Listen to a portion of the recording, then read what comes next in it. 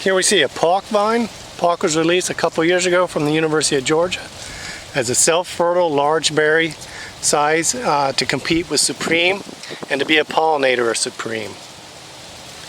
In the past, self-fertile vines have had smaller berry size than have female vines, and that's one of the reasons why Georgia vineyards still have a lot of female vines in them, despite the fact that they then need a pollinizer.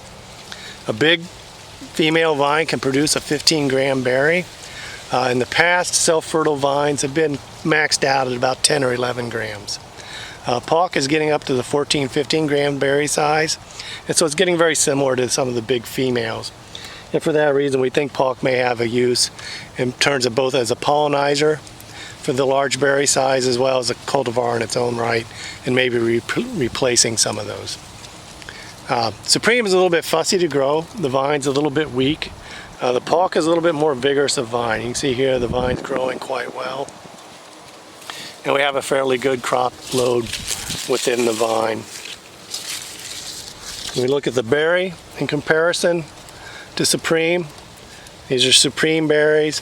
As you can see, looking very similar to the Paulk berry in size and appearance, with the Paulk maybe being a little more purple, whereas the Supreme is fully black.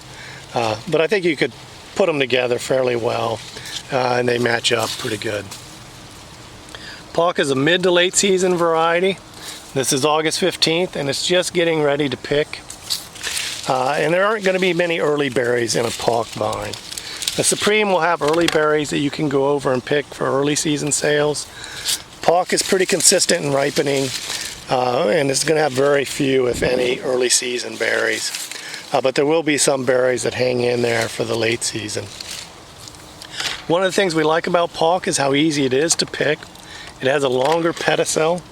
The pedicels are the attachment between the stem and the berry. And because of these long pedicels, the berries are kind of loose within the cluster. That allows you to reach in and get behind the berry and twist it when you pick it. And you can get usually a drier stem scar when you can pick them that way.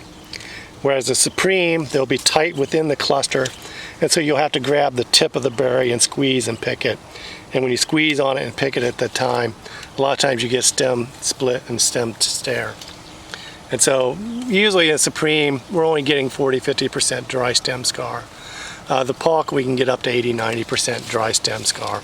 So you're going to lose less berries, and they're going to look better in the clamshell because they're not losing any juice within the berry.